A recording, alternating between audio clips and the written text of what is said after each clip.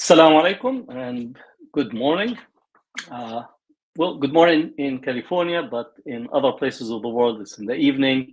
And hopefully, all those who will be joining us in this podcast. So, welcome to the Islamophobia Files, where we explore the policies, narratives, and lived realities shaping anti-Muslim racism across the globe. I'm Dr. Hatem Bazian, and today I'm joined by two incredible guests whose work brings sharp insight into the structural and cultural dimensions of Islamophobia.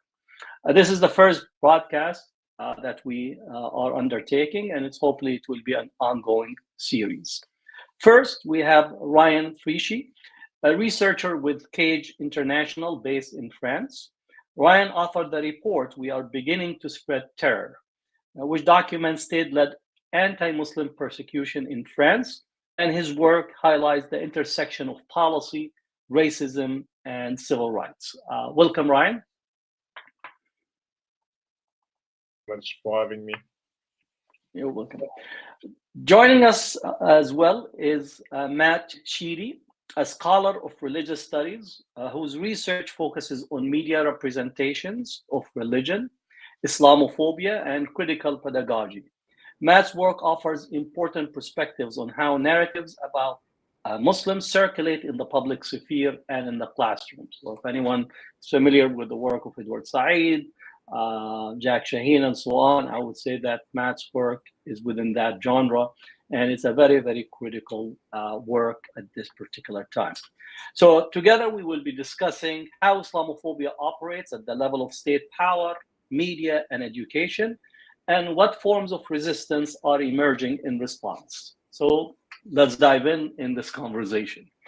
So to start, could each of you briefly introduce how you came to this field of research and what drives your work on Islamophobia at this time? So maybe we could start with Ryan, and then we'll ask the same question to Matt. Inshallah, thank you so much for your question, Dr. Bazian. So essentially, I graduated in law, in the field of law, and more specifically in human rights, European litigation of human rights, a few years ago now. And at first, I wasn't really working on. I wasn't doing any research. I was actually a legal expert, and I worked for back in the years, a very famous anti-Islamophobia group in France called the CCIF, Collectif contre l'Islamophobie en France. And so I was essentially trying to support, legally speaking, any Muslim who faced some sort of Islamophobia.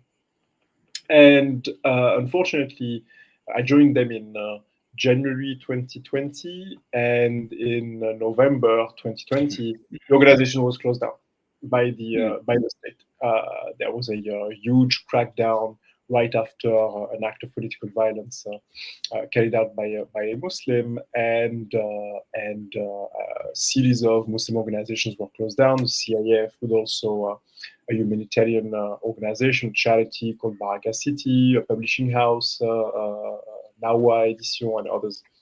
And so I essentially didn't have a job anymore, but alhamdulillah, I was contacted by Cage International, and Cage decided that the situation in France was such that there was a clear need to intervene and to develop the actual research on Islamophobia in France specifically.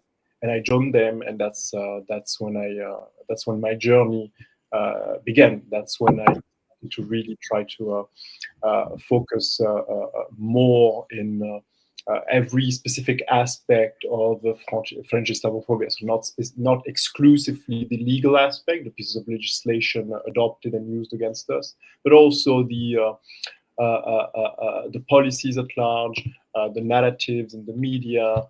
I tried to develop a comprehensive understanding of the entire structure of this racism, and that's how I began developing some of the ideas that I shared on the conferences that I joined a few months ago. And Matt? What's your journey? Well, first of all, thanks very much for having me. I'm very excited to talk with everyone today. I guess I'll sketch out some of the broad strokes of my journey, and perhaps we'll go into the weeds of some of those details as things go along.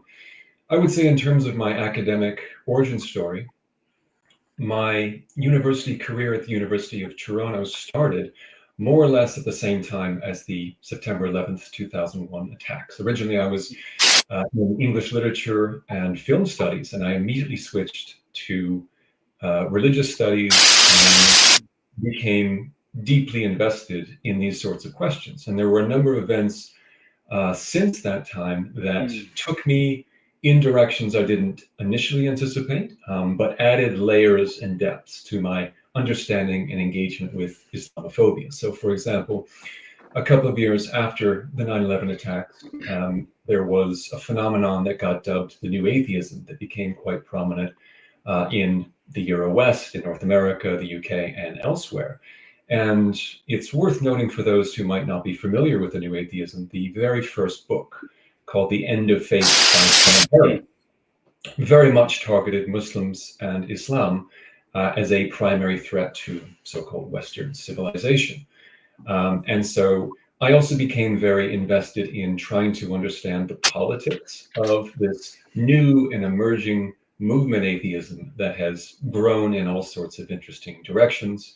And in the last, I'd say, 10 years or so, especially since the rise of Trump, has sort of melded with online alt-right culture wars type rhetoric that is, among other things, often very critical of gender dynamics, LGBTQ issues, and of course, Muslims and Islam are often lurking in the background and sometimes in the foreground as a primary source of antagonism and a perceived threat to Western values and so-called Western civilization. So those are some of the main impetuses for my research and work.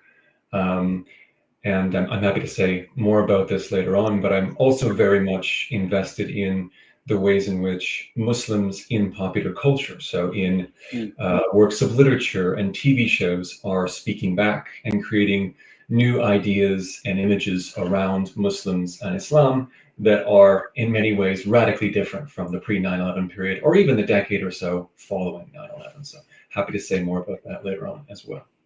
Great, thanks for this intro into the path toward the research that you're doing. So Ryan, I know that you have authored the report "We're Beginning to Spread Terror," which highlights state-led anti-Muslim persecution in France.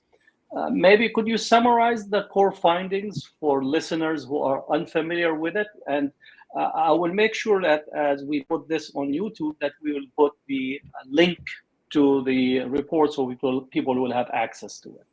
Amazing. Thank you so much. So yeah, essentially, it's a report that we published in 2022. So it's been almost 3 years now.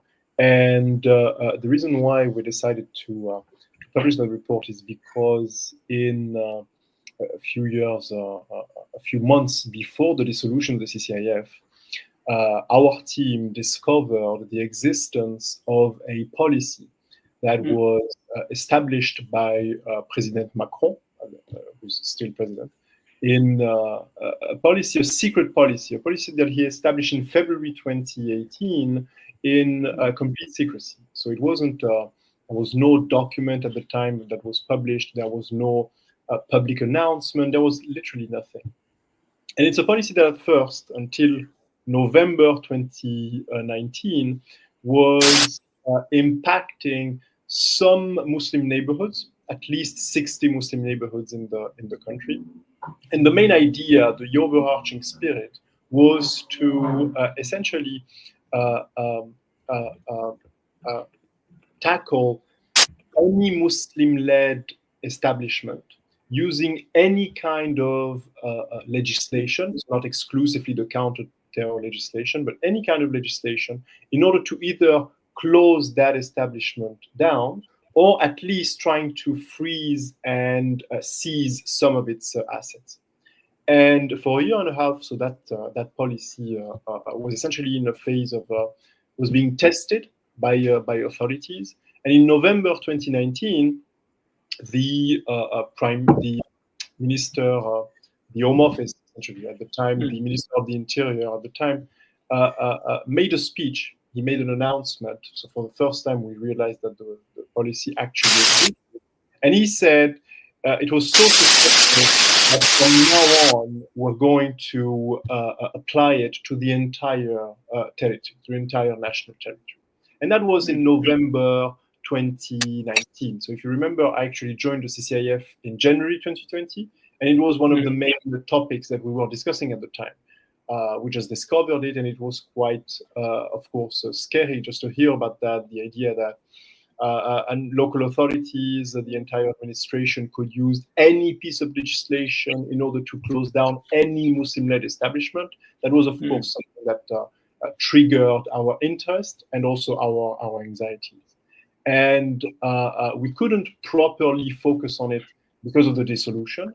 But once I joined Cage, we made that decision. We said, okay, we're going to primarily focus on that because it seems to be quite a big deal. And we need to research, we need to investigate the impact of that policy that was, the name of it is quite telling and quite unsophisticated. It's called the systematic obstruction policy. So you have the main idea encapsulated in the very name. The idea is to systematically obstruct the growth, whether it's political, economical, cultural, whatever, of the Muslim community. And so I started my investigation, and I very quickly found out some official data that was published by the very government. And the data was very shocking because I essentially discovered that at the time, so the data has been updated in the last few months, but I realized that at least 1,000 of these Muslim establishments were actually were closed down by the administration. At least 30,000 of those establishments, of those Muslim establishments, had been controlled by the state in a way or another. By control, I mean essentially administration sending some officers in order to check every piece of legislation the establishment is supposed to respect. And when I'm saying sending officers, most of the time it looks like a proper raid. So literally sending administrative officers, but also the police as well, in order to terrorize those who are actually running that very establishment. And on top of that, discovered that at least at the time, I think it was 45 million euros had been seized by the administration. So the numbers were extremely shocking. And on the ground, I was collecting some testimonies from people who were impacted, whether they were running a masjid, whether they were running a butcher shop, whatever, literally whatever, a sport organization. And the testimonies were quite numerous. It was clear that the data was unfortunately truthful, and that's the reason why we said, okay, very clearly now, from a structural standpoint, there's a clear shift from, let's say, an era where France was using and developing its counter-terror legislation in order to crack down on Muslim civil society, on top of some other pieces of legislation like the hijab ban and the niqab ban, but primarily using the city legislation. There's a clear shift from using that kind of weapon to actually using any kind of piece of legislation to crack down on the entire Muslim civil society. So that shift was the main point that we that necessitated some breakdown and some analysis.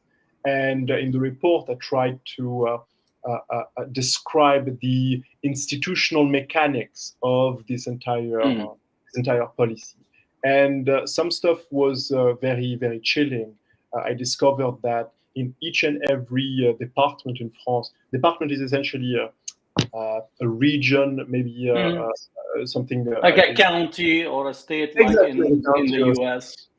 In each and every county, they had essentially a cell where at least 8, 9, 10 officers of the state were operating. They were gathering information from on the ground on the Muslim communities that was living on that specific community, and they were choosing what kind of establishment they were going to target that specific month. And at some point, I think in 2022, if you look at the data, it actually meant that each and every week, at least one organization, one Muslim establishment was being targeted by a raid, by a control in the entire country. So that's the reason why. Yeah, it gives me like a similar idea, because in the United States, what we have is the setup of the joint terrorism task forces that link federal, state, and local policing with the idea of monitoring, surveilling, and examining Muslim institutions, with also hiring or having informants that are sent inside the institutions to both entrap but also to demonize the community in that way. So there seems to be a similarity in terms of the strategy. Completely, yeah, completely. And that's why I tried to describe the systematic obstruction policy as a manifestation of the war on terror in France. To me, it's clearly connected. And it's very, of course, the pattern is quite similar. The main difference that we're seeing between the US and in here right now is the concrete consequences, the closures of mosque establishments and so on and so forth, and the money being closed down. And that's the very data in itself demonstrated the existence of a persecution. And at first, usually that's not the kind of wording that we use, especially when we're addressing Islamophobia, at least in France. That's a different kind of vocabulary that was used up until now. But the data was so shocking, and the definition of persecution in international law is such that I felt that it was the best way to describe our experience. Thank you. Now, maybe going to Matt in relations to media, public discourse, the public-facing aspect, and much of your work at media and pedagogy have focused on this. So how do you see public discourse and academic framework shaping how Islamophobia is understood and engaged today, if you could think on those terms? Yes, of course. So I would start by saying that on the level of pedagogy, in my work and also in my research, as you suggest, I've been very much interested in the intersections of state power, which includes state ideology. So here we might think of how different forms of secularism or neoliberal capitalism shape discourses and shape the ways in which we construct a realm of possibility, right? How we understand, to borrow a term from Charles Taylor, our social imaginary, so to speak. And so I tend to frame the courses that I teach, which typically focus on Islam in news media, Islam in politics, including, if we're looking at North America, because I have an affiliation with the North American Studies program at the University of Bonn. So if we're looking at North America, the ways in which news media and different versions of what Elizabeth Schachman Hurd calls Judeo-Christian secularism, or if we're looking at the province of Quebec, laïcité, something familiar in France, construct and shape a particular understanding of so-called state neutrality, questions of gender equality, who gets to count as a citizen, who does not, and in addition to questions of securitization, which is often dealt with.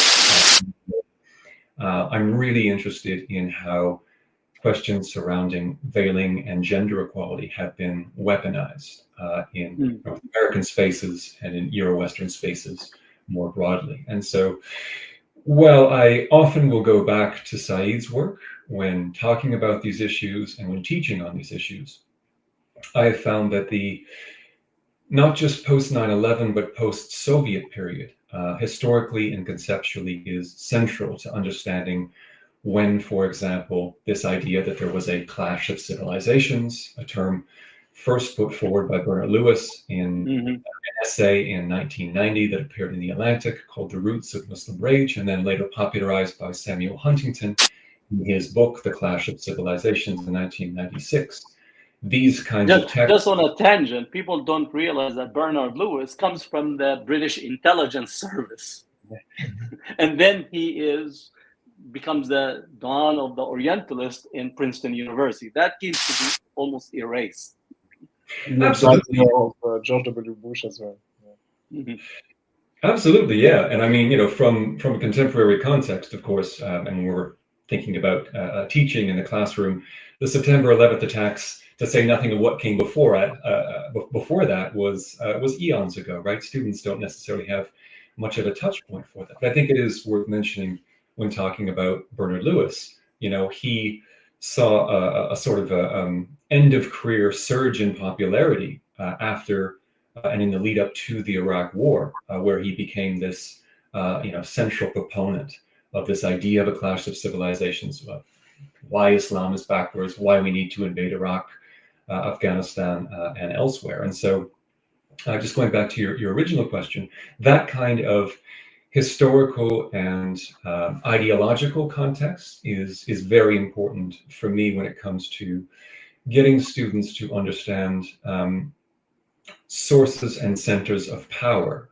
that shape our social imaginary, that shape what kinds of ideas or logics are reproduced within the public sphere, are reproduced in news media and popular culture, and that create a level of discourse where people are compelled to speak certain ways, and they, just as importantly, are not able to raise other issues, right? And just sort of anticipating maybe some future questions on newer reproductions of Islam coming from the West. Here I'm thinking of shows like Miss Marvel or Remy. These are interesting productions that are trying to infuse elements of Muslim cultures and theologies into popular culture in ways that previously did not exist, at least not in a popular sense. And so, just to sum things up for this portion of our conversation, I would say that tracing that trajectory, understanding elements of Orientalism, understanding the post-Soviet constellation, the post-9/11 constellation, how those historical events informed ideologies that remain with us, and how changing perceptions of Muslims and Islam, albeit moving very slowly, are not only pushing back against that, but always have to be in conversation in a Western context with that ideological framework. It's very difficult to escape that. So getting students or a broader audience to think about those ideological prisms, if you will, is fundamental to understanding the ways in which Muslims are both represented and how they are able to represent themselves in a way that is comprehensive and understandable. And of course, if we're talking about popular culture, sellable as well to broader audiences. I know I touched on Edward Said. Have you come across the assault on Edward Said's work in relation to Orientalism, an attempt, in essence, to push it aside, especially by all those who are claiming defense of Western civilization? Mm-hmm. I mean, that's a tricky question. I mean, Said has obviously been in the zeitgeist since at least, Orientalism was released in 1978. I mean, there have been a lot of academic debates as to the validity of his work, people critiquing, nuancing both from friendly and unfriendly perspectives. Here I'm thinking of Daniel Barisco's Said and the Unsaid, which is a very interesting text that looks at a lot of the nuances and debates that have happened around Said's influence. I mean, you could also look at figures who have inherited his position, or at least are close to his position at Columbia. So figures like Mahmoud Mamdani, Joseph Massad, Hamid Dabashi, for example. They are all figures who, arguably by proxy, have taken on some of that heat when it comes not only to the perception that Orientalism, which some people might espouse, is sort of an early anti-woke sort of ideology, right? If we're thinking about contemporary discourses on wokeness, Orientalism is sometimes pointed to as this sort of germinal seed that got people to not only question Western hegemony and its representation of various others, but turns that back around in a sense that, so this idea goes, it teaches people to hate the West and to hate everything that it stands for. And that, of course, is to say nothing of the kind of blowback that figures like Joseph Massad have gotten when it comes to advocacy surrounding Palestine. Tabashi as well, and Mahmoud Mamdani, who, given the prominence of his son, might be someone we see once again enter into a broader sort of public conversation. So I'm not sure if that addresses your question. No, that's great, because I think the debate about the positionality of Edward Said, not that his statement is the finality, but how he's positioned as this person that could be blamed for everything that went wrong in the American context, in the European context, and other places. And this creates almost the covering up of the disastrous policies that have been pursued by Western governments in both domestically and transnationally. So I think you're spot on in both the discussion in academic circles about Edward Said's academic work, but more so in the popular culture, specifically the anti-wokeness. You cannot speak on race, you can't speak on racism, you can't speak on Orientalism, you can't speak on colonialism, because if you do, then you are, in essence, teaching people how to hate, quote, the West, rather than actually investigating and being true to a historical examination of a broader array or history of Western engagement domestically and transnationally. But thank you, spot on. So let's go a little bit deeper into state policies and structural Islamophobia. So Ryan, I was in France just recently, and France celebrates itself as the defenders of secularism.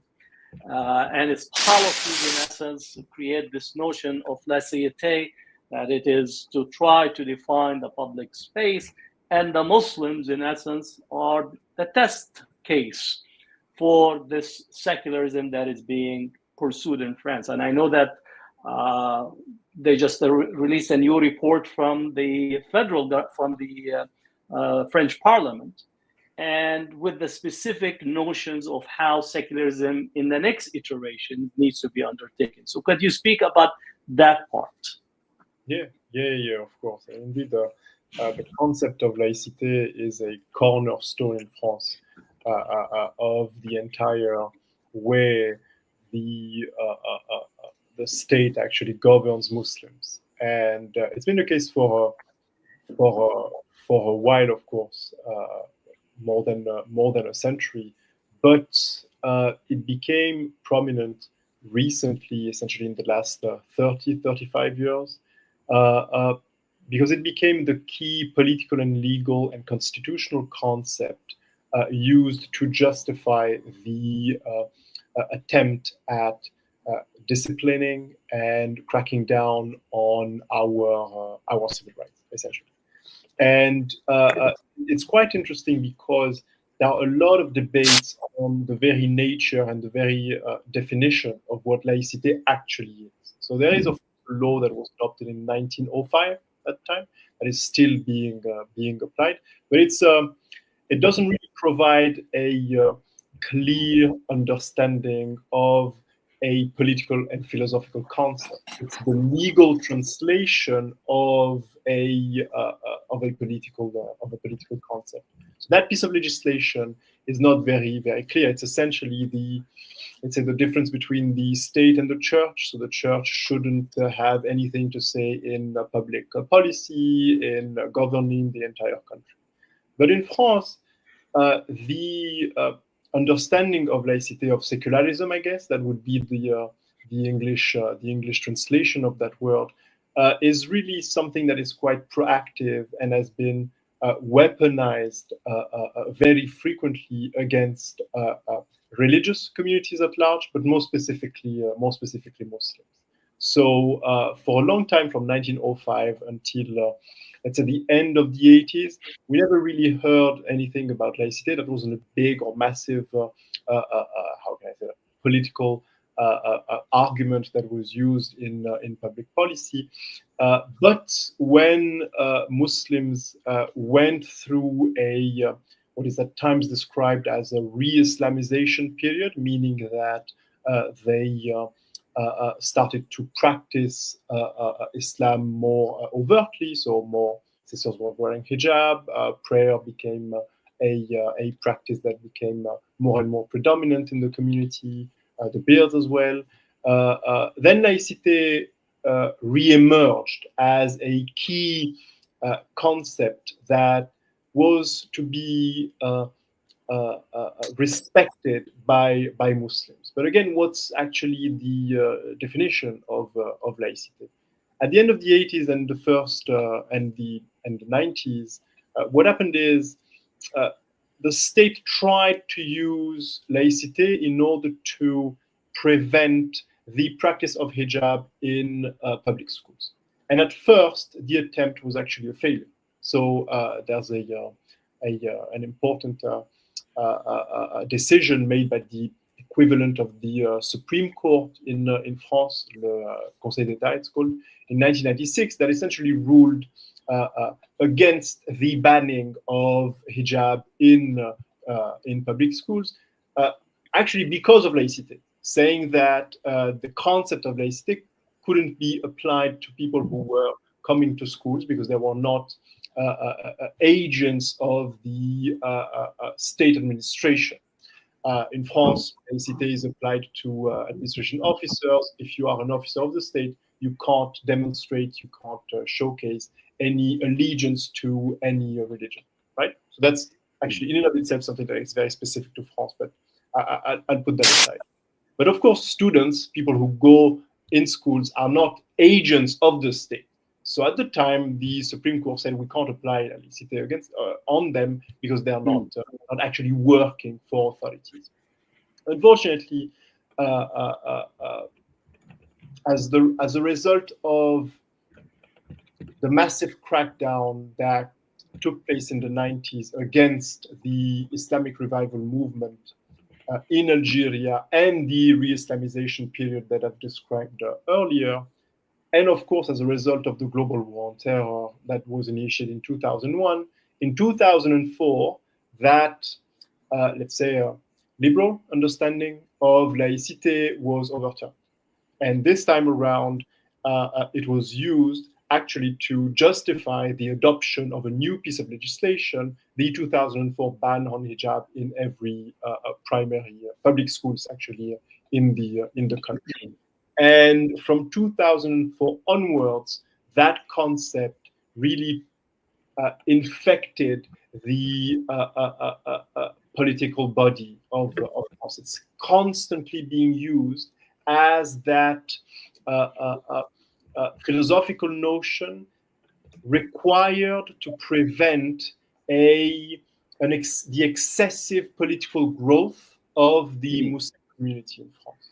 And to me, that's the key nexus that is to be identified in here. It's really about making sure that Muslims, because of their demographics, because of their renewed attachment to Islam, because of their renewed political language and political aspirations, should not in any way, shape, or form influence legislation, politics, and so on and so forth.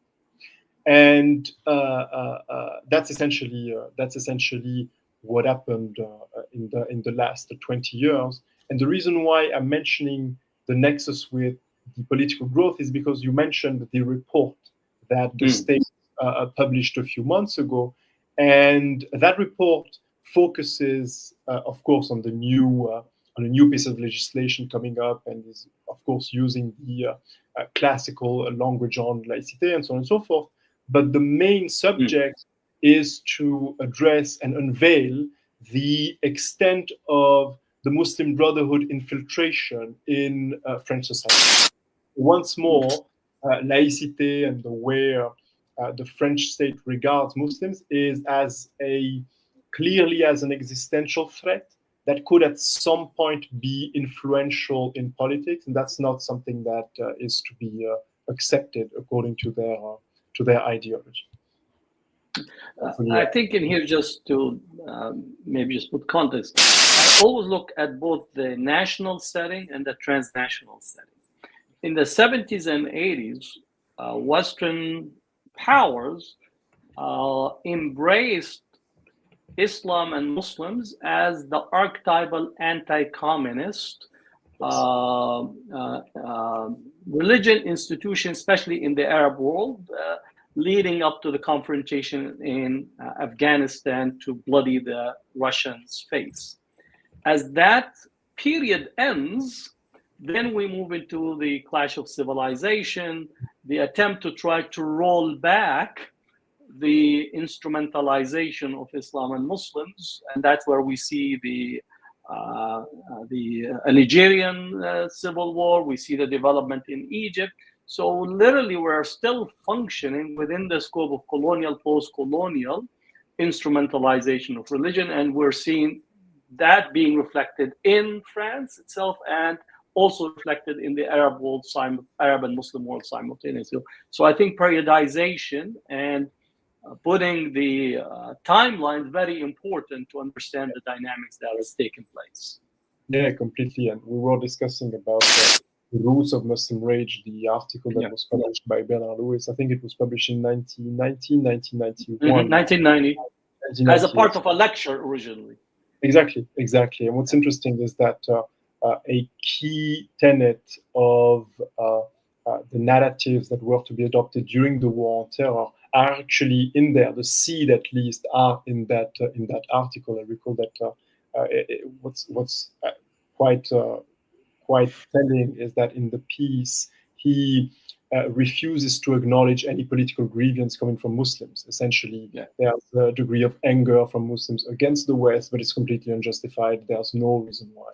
And they're irrational. They're irrational, exactly. And the very fact, the very denial of any political grievance is a cornerstone, is a key pillar of actually the war on terror and the way it's and the narratives that supported the entire war on terror. So, Matt, thinking of broader terms in North America perspective, how does framing security and neutrality compare to the French case? Are there parallels in media or state discourse relative to Muslims in North America? Can you draw in terms of neutrality as well as the security frame? Absolutely, yeah. I think I'll focus primarily on Canada in my response. And I'll frame it in terms of an anecdote. So while I did start my PhD, which actually focused on questions of religion in the public sphere, when I started that just after the 9/11 attacks, or I shouldn't say my PhD, but my undergraduate degree, I was already invested in thinking about religion in the public sphere, thinking about responses coming from other religious communities, such as the New Atheists. But when controversies surrounding religious symbols and Islam in particular started to arise in Quebec, I became increasingly interested in these intersections between claims of state neutrality and how neutrality under regimes of laïcité versus Judeo-Christian secularism, which tends to be more multicultural in its orientations, came up against one another and would often use Muslims and Muslim women in particular as a political football, so to speak, and not just regarding concerns surrounding securitization, but also about gender equality, also about shared values or so-called Western values. Just to fast forward a little bit, some of your or our viewers might know or might recall that back in the 2015 election campaign in Canada that saw Justin Trudeau come to power, the largest single issue in that campaign, which lasted about 8 months unofficially, which is a lot for Canada, the largest single issue was about whether or not this woman, Zunira Ishaq, who was then a permanent resident from Pakistan living in Mississauga, Ontario, could or could not wear her niqab during oath-taking ceremonies for Canadian citizenship. It was something that was very much on the margins. No one was paying attention to it, but then Conservative Prime Minister Stephen Harper, who had hired Lyndon Crosby as his campaign strategist, someone who had been used to drum up culture wars in the UK and Australia, picked out the Isaak case as a wedge issue over Canadian values, by extension Western values, and made this case that wearing the niqab was anti-women, and we can't allow that sort of thing to take place. And what interested me, I think, initially when it came to the Isaak case was that all of a sudden, overnight, a majority of people who were engaging in political conversations had an opinion on the niqab. A majority of people who had no idea what a niqab was prior to that moment. Maybe they had seen it on TV at some point in time in a movie, but everyone all of a sudden had an opinion. And so it was one of those symbols that was easily weaponized, cynically, I would say, by a conservative government that didn't have a great track record on women's issues, but nonetheless, something that had cultural traction. And parallel with that was the case of Quebec, where starting in 2010, there was a proposed bill, Bill 94, which would have put restrictions on the wearing of the niqab. This was called out as xenophobic. Some people called it Islamophobic, and the government backed off. Then in 2013, they proposed a charter of secular values. And this was a much wider restriction on so-called religious symbols. And that included different religious communities and constituencies. What people often don't recall is that the original title, the Charter of Secular Values, had a longer title to it that talked about equality between men and women. So it was clearly signaling Muslim women in the larger and original title. But one effect this had was that it galvanized interfaith communities all over the country who also felt attacked to push back. And so they realized strategically this wasn't such a good idea. Then in 2017, they went back to a new campaign with Bill 62. And so there were restrictions, for example, for women who wear niqab in receiving certain public services, in traveling on buses and these sorts of things. That was also similarly characterized as xenophobic, Islamophobic. The government at the time had to pull back. And then finally in 2019, a newly formed and newly elected party, the Coalition Avenir Québec, headed by François Legault, decided that they were just going to go ahead with the 2013 widespread religious symbols ban. And that is still in place. Now, it's also worth mentioning that in addition to the baked-in Islamophobia and xenophobia that this kind of bill entails, it's also true, simultaneously, that this proposal plays into Quebec nationalism. And so after the 1995 referendum, which barely lost, where Quebec would have separated from the country, cultural politics became the new wedge issue in Quebec. And this is still true to this day. And so there are all kinds of interviews with François Legault being asked about whether or not, he's going to react to a Supreme Court challenge, or if Justin Trudeau challenges this prohibition on religious symbols. And he would say things like, bring it on, like wanting this challenge because it is a very important web symbol or a wedge issue rather for Quebecois nationalism. Another interesting point, and I'll maybe leave things here for now to align with what you were saying before, Ryan, in relation to laïcité in France, is that referring to France, referring to that 1905 law, some viewers might be aware of Joan Scott's 2018 book, Sex and Secularism, which has a rather cheeky title in French, La religion de la laïcité, which, as I understand it, is more provocative in French, right? Calling secularism a religion. But she notes in great detail different conceptions of secularism throughout the 20th century, and how it wasn't until the 1990s that gender equality became a central component of secularism, understood both legally speaking and in terms of popular and political culture.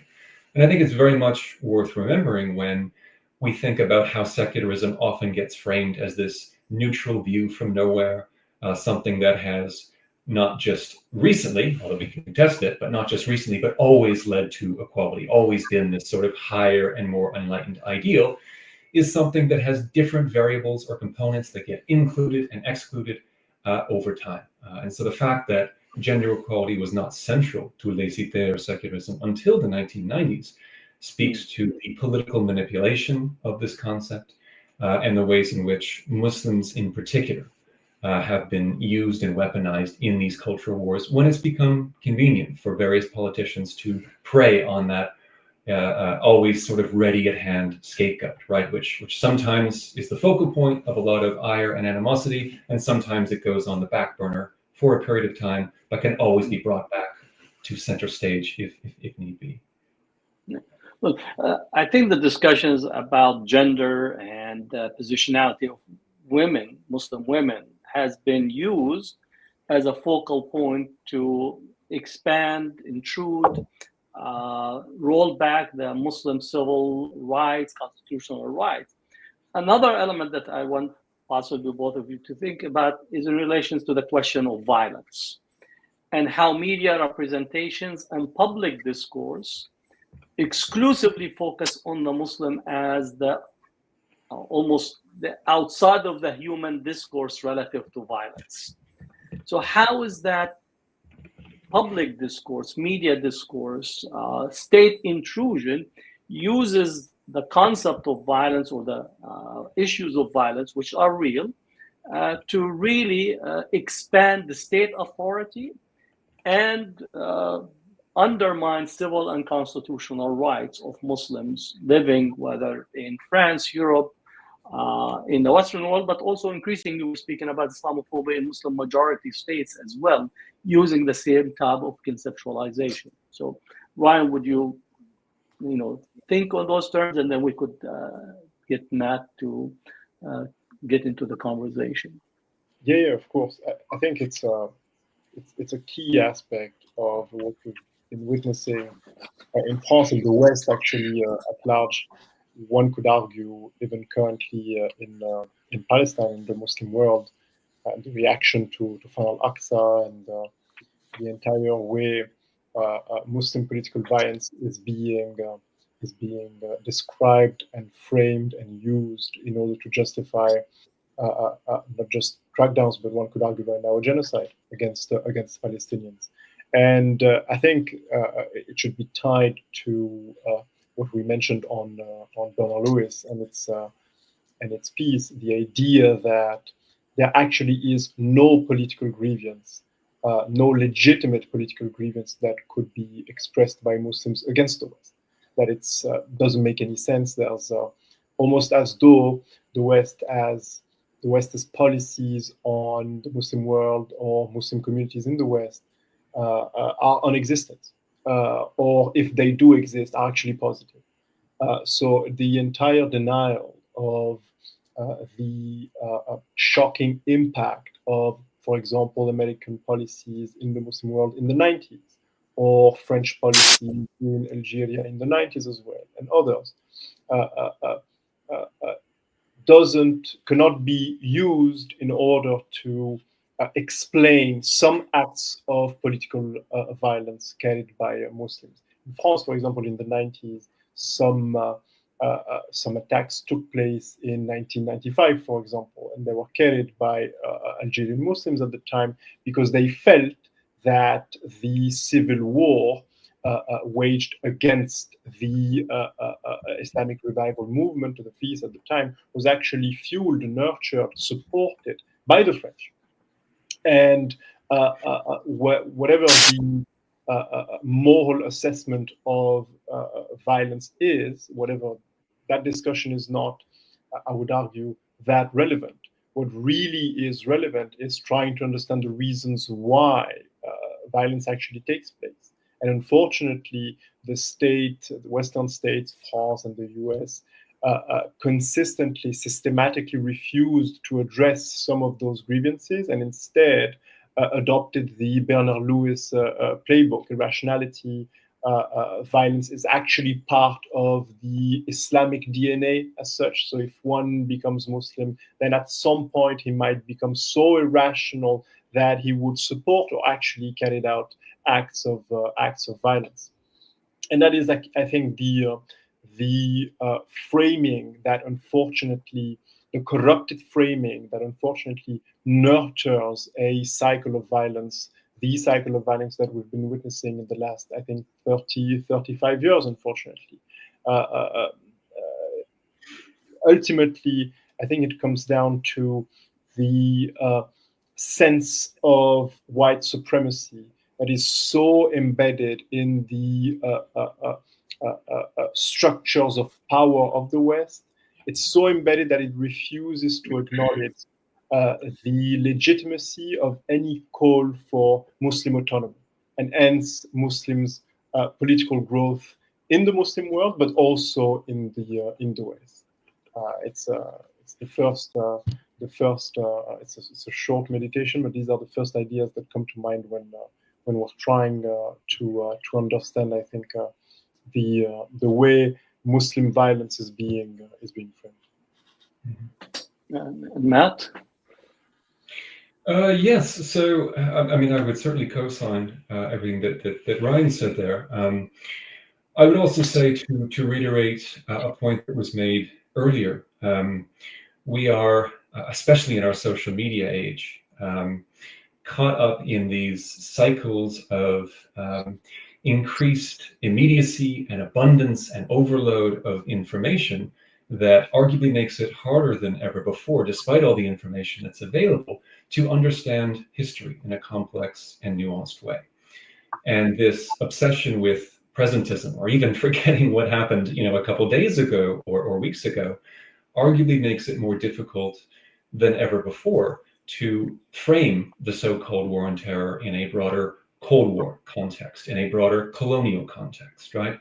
The fact that, as was pointed out earlier, a lot of the hijackers associated with 9/11 were also armed and trained by the United States, right, to fight the Afghan jihad.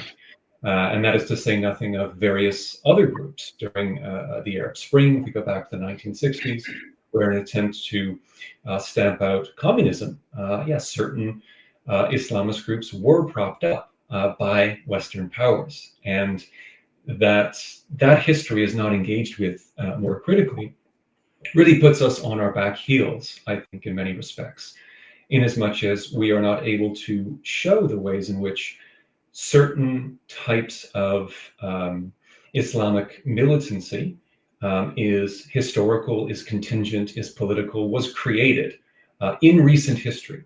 And instead of engaging with those complex colonial histories as political contests over land and resources, among other things, we often revert to this discourse on, Islamic beliefs and values as somehow central and in this very essential way, guiding people to behave in a certain way. I mean, one can certainly recall George W. Bush's infamous phrase that they hate us for our values and freedoms, right? An attempt very much to erase the complex geopolitical colonial reasons why those attacks happened in the first place. We're seeing something very similar right now in Gaza with Hamas, where a lot of that same rhetoric, this sort of deferring to October 7th, which, well, of course, horrific, is a particular date that people almost want to freeze the conversation at as constitutive of present struggles, as opposed to going back decades, if not centuries,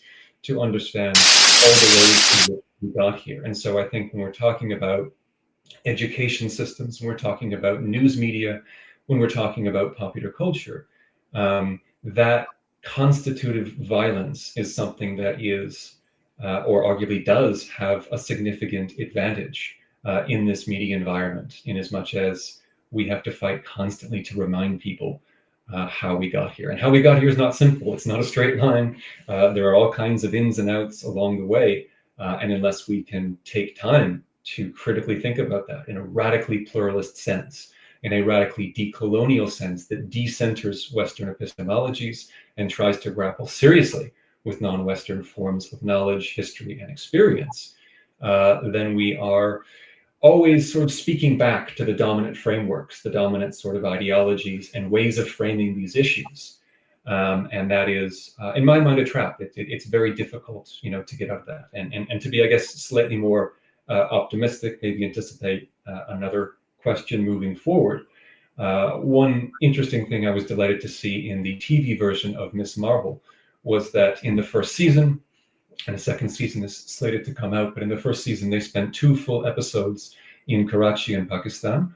And throughout the entire show, talk about that colonial history and how it's deeply informed people's sensibilities and experiences. And it creates a very different valence or framework around how, in the case of Kamala Khan's family, their own internalized trauma informs their history, informs their responses, and sort of decenters religion and religious beliefs in that show, and sort of focuses instead on how these complex legacies of violence are still with us, right, intergenerationally, which maybe to tie things up with a bow here, although it's probably not a good way to put it. One of the things that I find very depressing regarding the current discourse surrounding Gaza is that very, very few people in popular media talk about what kinds of traumas this is going to lead to, 1, 2, 5, 10, 20, 30 years from now. This very sort of present focus on solving this narrow problem rather than thinking about learning from history, how these things always cycle back towards more conflict if we deal with them in a more nuanced way. So I guess that's sort of my series of thoughts on that in this moment. Thank you. You took us into the next question, which is thinking of anti-Palestinian racism, Islamophobia, genocide that is unfolding, which is also erases, especially in the discourse in Europe, speaking about the genocide in Bosnia, seems to be almost not spoken of. So one aspect of Islamophobia as the zone of genocide, where Muslims, in essence, it's accepted to be subject to a genocide.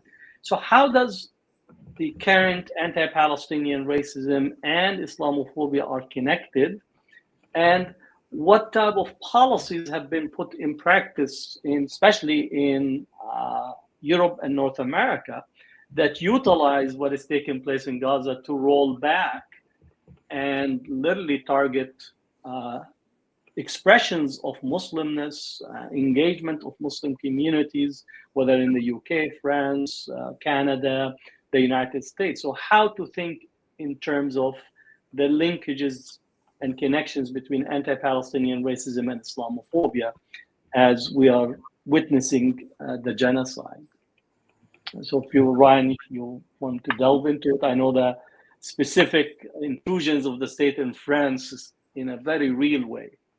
Yeah. The first thing that popped to my mind before actually focusing on the specific case of France is something that at times, at least I forgot, is the very idea that counterterrorism legislation in the US is actually extremely tied with anti-Palestinian racism. If you look at the pieces of legislation that were adopted from 1992 onwards by the American Congress, very clearly you can see that terror legislation were actually meant to target Palestinian forms of activism and support of the struggle and the anti-colonial struggle in Palestine. So the nexus is actually structural.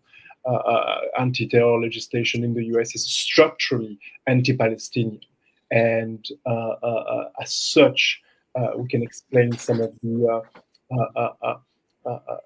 cases that were, the anti-terror cases that were brought to court by the Americans after the inception of the war on terror.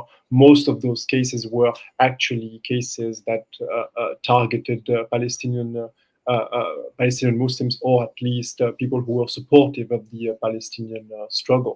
And in France, even though that structural nexus cannot be identified, I wouldn't argue that anti-terror legislation in France is actually structurally anti-Palestinian. But very clearly right now, in the last 2 years since the genocide started, we are seeing, as you've mentioned, very concrete intrusions of the state in spaces of activism and in autonomous political spaces.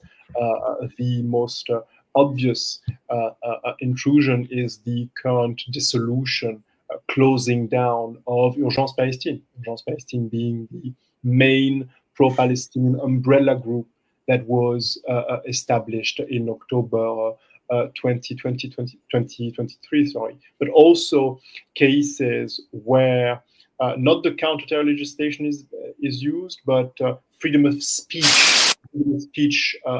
legal framework is used in order to target political voices that are condemning the genocide in Gaza, or who are quite supportive of the Palestinian struggle. We've seen one of the leaders of Urgence Palestine, Elias Dimzalel, being put on trial and convicted because he used the word intifada in one of his speeches. We've seen François Burgat, a very famous, almost mainstream researcher, someone who was working with French diplomacy for decades, a very established voice in France, being put on trial, charged using the same, using the terror legislation. He was accused of apology of terror because he condemned the genocide in Gaza.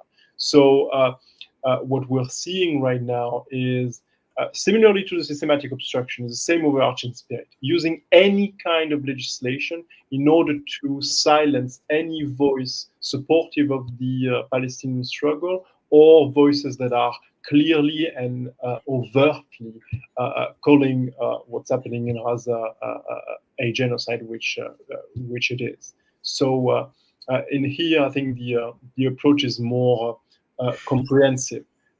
It's not limited to any specific frame. Anything that works should be used, and that's essentially the way the state is targeting us right now. And Matt? Yeah, so I guess I would maybe start with questions of discourse. One rarely finds in the public sphere, in popular conversations amongst pundits and politicians and in popular culture, any clear or consistent definition of something like genocide, for example, to say nothing of broader human rights issues, ethnic cleansing, and so forth, that would allow us to have a reasonable and rational conversation that could apply these definitions in ways that are consistent, both historically speaking and in the present. And I find that what we are often left with is this game of shifting rhetoric, shifting vibes, especially under the Trump administration, if we're looking at a North American context, where politicians will often change with the winds to see what is politically expedient in the moment. And so while Trump has obviously been indebted to, among many other things, a lot of his donors, like Miriam Adelson, who gave him over $100 million, with implications for the West Bank, as I'm sure a lot of viewers will be aware. At the same time, he's very closey with the Saudis. He accepted a $400 million plane from Qatar. He is someone who is responsive in certain ways or on certain days to the winds of change happening in the media. And so, he might say something one day and then another day, based on what's happened on Fox News or TikTok or some other medium, make a contradictory statement. And if we're looking at the politics of Palestine in relation to Islamophobia in a Canadian context, one recent example is when our current Prime Minister, Mark Carney, acknowledged, or at least said he might acknowledge, a Palestinian state. This was then used by Trump as a pretense for saying, well, we're going to raise tariffs again on you, right? And so here we see one instance of Palestinians, the Palestinian question, being used as a political football. Right, where it doesn't really matter what happens to Palestinians, but the dominant representation or symbol that Palestine stands in for can be weaponized in the service of saying, this state is not cooperative, the state is anti-Semitic, and so on and so forth. I would say more broadly speaking, it is of course very relevant that one of the first, if not the first, authoritarian crackdown of the Trump administration happened with Mahmoud Khalil, who has since been released, has been in the streets recently. It's probably no coincidence, too, that Columbia University was one of the first institutions, major institutions, that was cracked down upon. And the quid pro quo, the withholding of $400 million, had to do with pro-Palestine protests on campus, that had to do with putting the, I believe it's called Middle Eastern and African or Africana Studies Department, into receivership. I mean, remarkable, absolutely remarkable. And that capitulation and the fact that these are ongoing issues with, in my estimation, not nearly enough pushback, shows the extent to which Palestinians, both as individuals, as an aspiring nation state, and also as a symbol, get used in this moment as a political football. One more point on that that's really interesting to me, that I'm exploring in a book I'm working on called Islam According to Google News, How Media Shape the Way We Talk About Religion, is, and I'm not sure, I haven't come up with any concrete answers to this yet, but it seems to me that there was a shift even during the Trump administration, despite the Muslim bans, despite attacks on Ilhan Omar and other overt Islamophobic gestures from Trump himself and from pundits and other members of the Republican Party. It seemed that a lot of the, or at least some of the scene of anti-Muslim rhetoric had died down relative to the 10 or 15 years coming out of 9/11. Which is not to say that it couldn't easily be re-weaponized and remobilized and put on the front burner again, but simply that other issues like immigration, for example, became front and center. And so you could mix, as Trump sometimes did with the 2018 caravan, fears of Islamic terrorism with fears of immigrants, right? He talked about how, well, there's all these hordes coming from the southern border, and we found prayer rugs mixed in with them, right?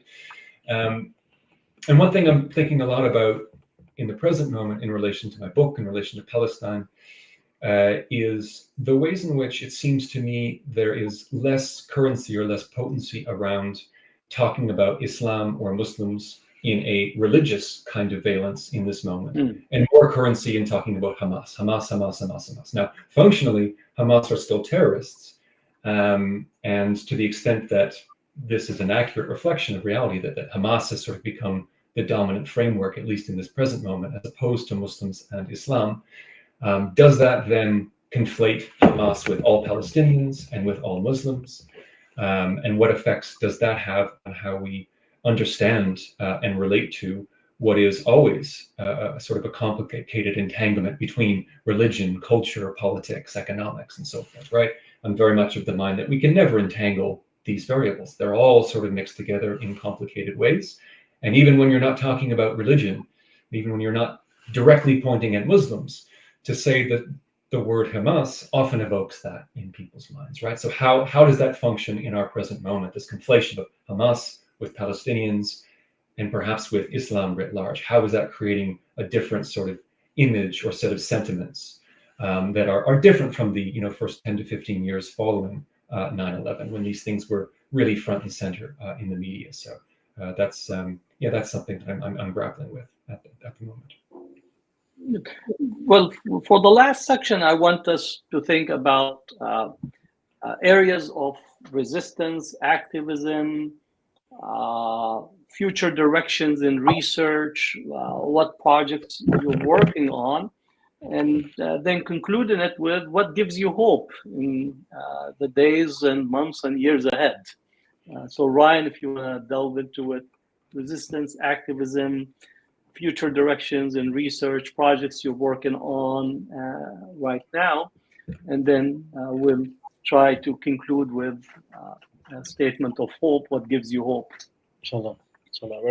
Right now, I'm very interested in collective memory and the way states try and manage to erase some aspects of our collective memory in order to suggest a specific language, specific strategies of advocacy that in the end are not as efficient as they could be. And the reason why I'm interested in this is, I guess, because we are slowly entering a new political sequence, and sequence that is where a genocide, so erasure of people, erasure of memory at the same time, is actually quite key and is the cornerstone of the new political sequence. And what I'm trying to do, I'm trying to understand how, as I've mentioned, the state manages to erase memory, because that's something that I would argue we've witnessed in France right after 2001. And if you look at the way Muslims advocated for their rights in the last 25 years, one could argue that it was essentially based on a few pillars: nonviolence, legalism, integrationism. And my point is, I think that those pillars were adopted by Muslims because the memory of the crackdown they went through in the 90s was erased by the state. Because if the memory of the Algerian Civil War, if of the crackdown that took place in the 90s in France, really, where France targeted people who were supportive of that movement. If that memory was alive, then for certain, at least, we might have not adopted integrationism and legalism as key and exclusive pillars of our entire advocacy. Why would we blindly believe in engaging in courts, for example, and using legislation to our advantage, if we reminded ourselves that in the 90s, key tenets of the rule of law were actually completely disregarded when Muslims were targeted by the state? My contention is that's because our collective memory was erased by the state through a series of strategies that I'm trying to unveil right now. And as we are going into that new political sequence, I'm witnessing on the ground the rise of new organizations that are trying to address Islamophobia. But for example, some of them don't necessarily regard the 2004 ban on hijab as a key pillar of French Islamophobia, because it was so normalized and because their memory was erased, or the memory of that trauma was erased. They don't really take that into account in the way they advocate against Islamophobia. So I'm seeing on the ground some potential threats and some potential dead ends in the way we're trying to struggle against the state.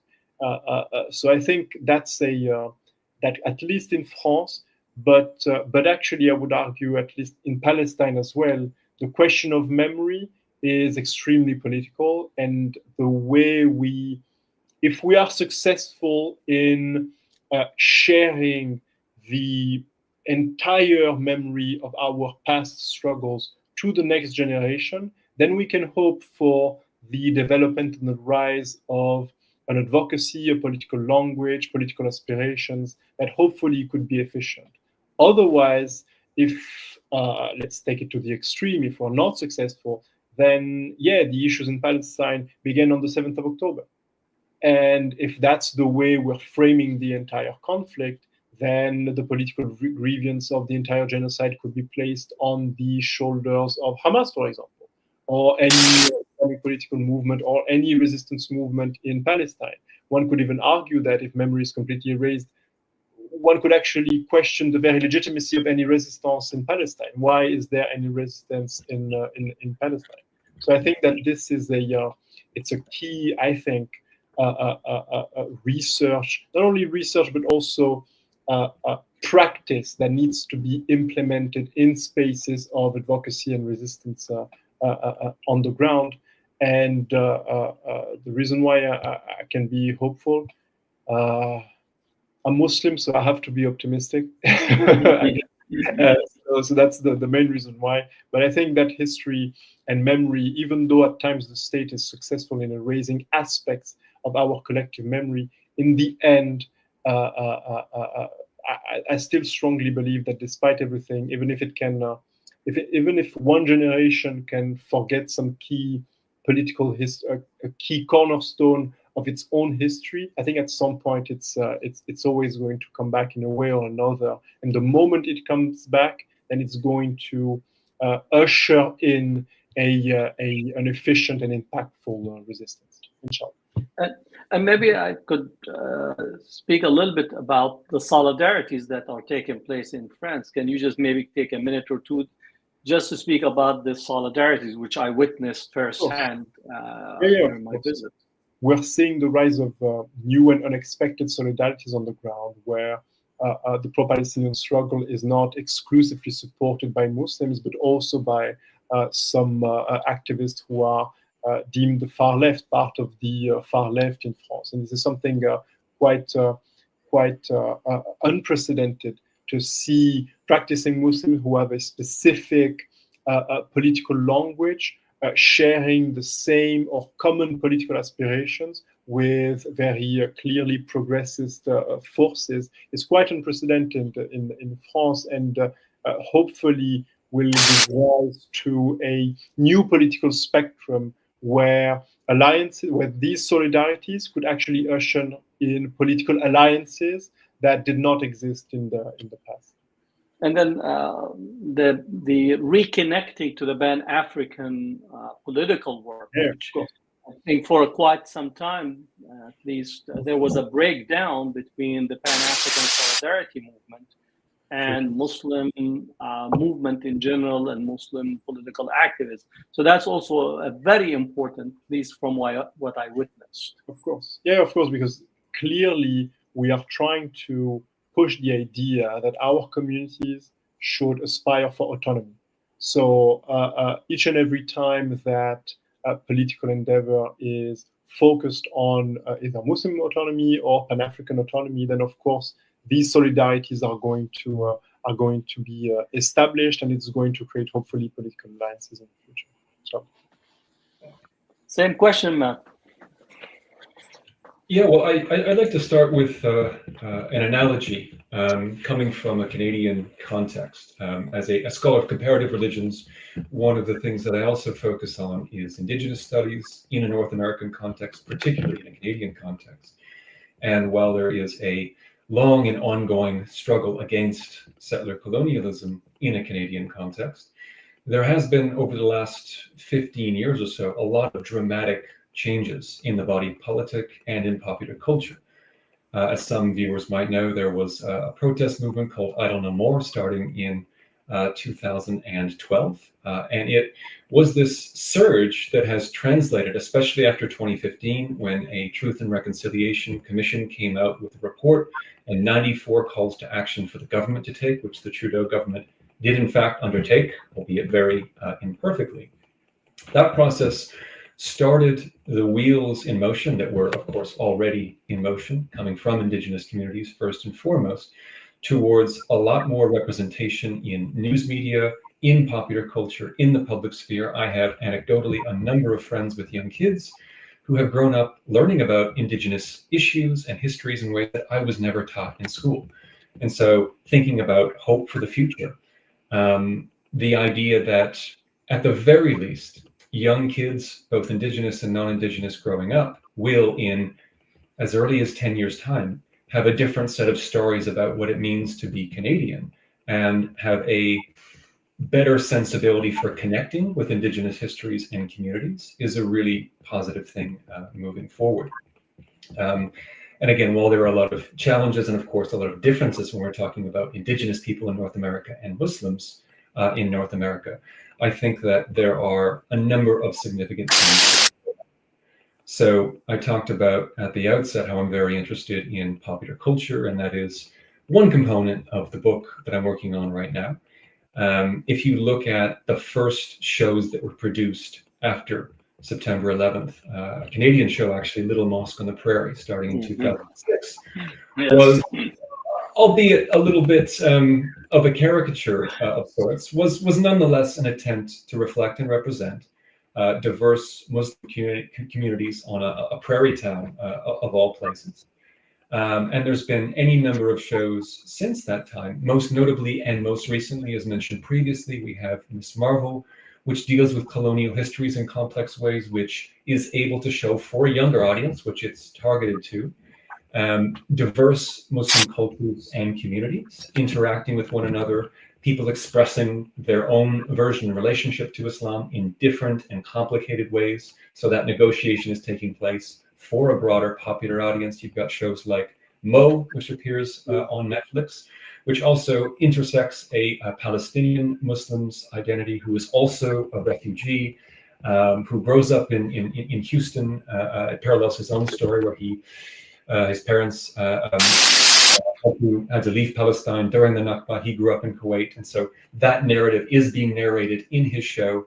And while Islam is not front and center in his identity, Mo nonetheless reflects this American sensibility that combines, certain sports cultures and hip hop cultures, and he speaks Spanish on the show, and that Mexican connection, right? It creates this very sort of rich dynamic that expands the range of representations, and I think sets a bar not only for future productions that feature Muslims, Muslim writers, Muslim characters, and storylines, but also for people in popular culture, younger generations on Instagram, on TikTok, using these popular representations as a template for how to discuss these complicated issues. Similarly, Remy, which won Golden Globe Awards, an award-winning show, not only deals with Muslim theology in a very self-critical way, but I would argue, and other people have argued this, I'm certainly not the pioneer of this argument, but it very much moves beyond Mahmoud Mamdani's good Muslim, bad Muslim trope, something that Evelyn Al-Satani also explores in her fascinating works on representations of Muslims in popular culture, towards these complicated, flawed characters who are able to grapple with and wrestle with their relationship to Americanness, their relationship to Islam, in ways that you didn't really see, in previous iterations. Similarly, there's a web series coming out of Canada by the producer of Little Mosque on the Prairie called Zarqa. And it deals with a character who is flawed in any number of ways. And she's a Muslim woman, she wears a hijab. And so these kinds of representations, as mentioned before, not only, I hope, set the bar for what is the new gold standard, but will also infuse and inform younger generations within culture, on social media, to be able to have a better and more nuanced language for these kinds of issues. And just to put a button on this question, I very much am of the mind that politics is in many ways downstream of culture, a concept that has been weaponized by the right in the United States. But if you can really get to people on the level of culture and reorient or reprogram their sensibilities and their understandings and their relationships, I think you can make a lot of headway when it comes to broader geopolitical conflicts, like we're seeing in Gaza right now, and of course elsewhere as well. So that gives me. So, Ryan, do you have any reading recommendations, books, website, anything that you want to get our audience to possibly access?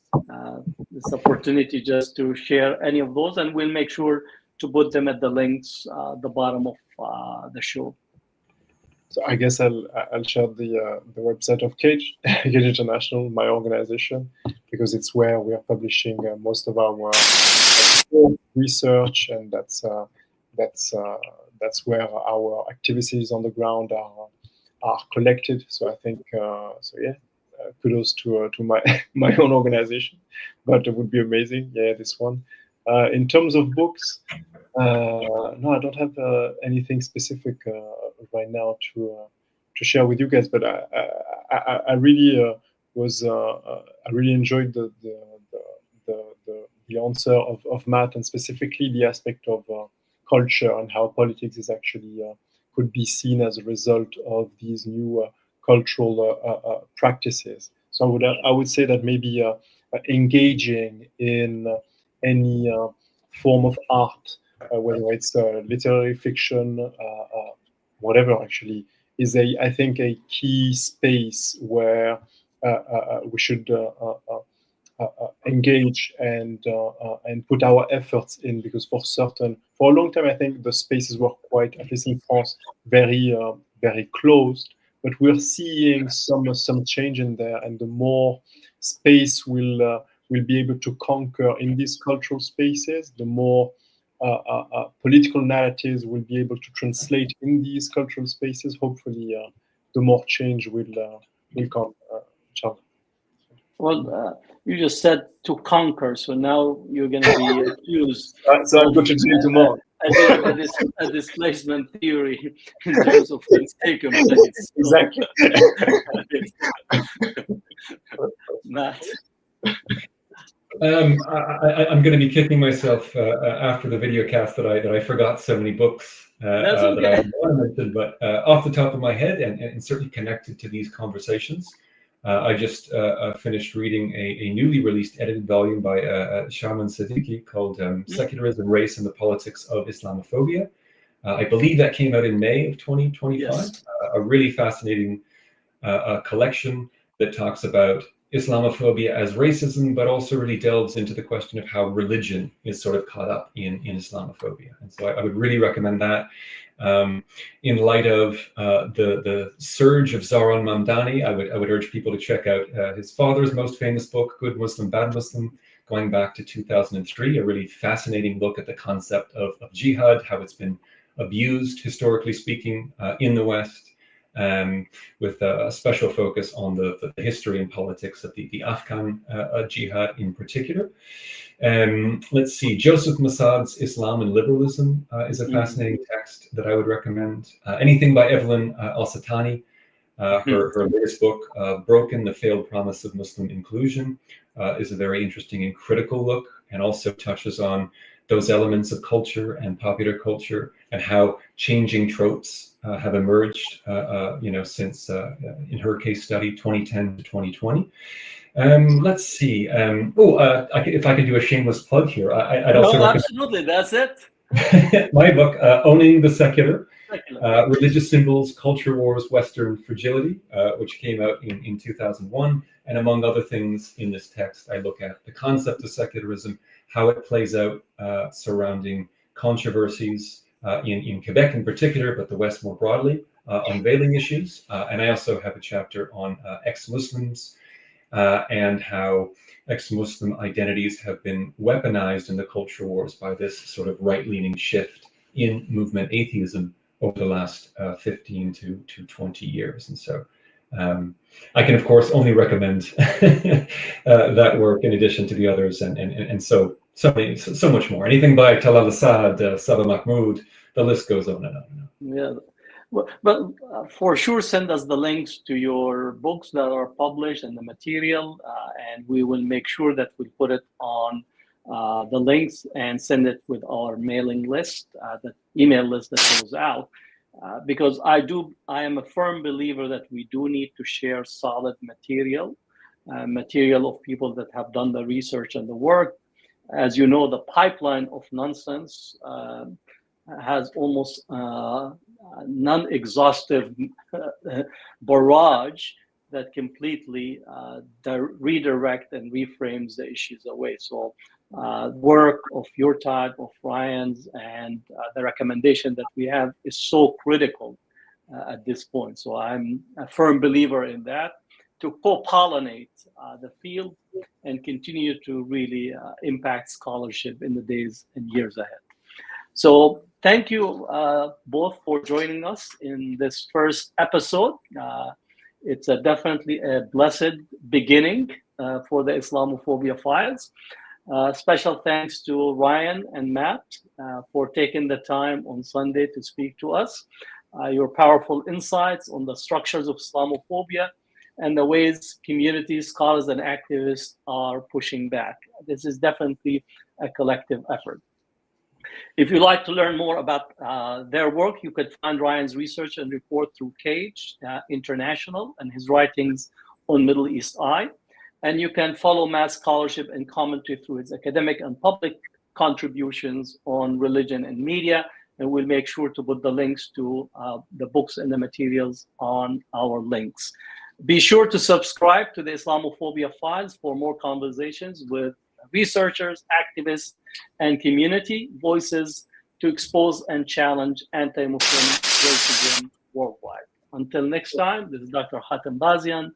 Thanks for listening, and let's do the work that needed to end and roll back Islamophobia and racism across the globe. Assalamu alaikum, and thank you very much.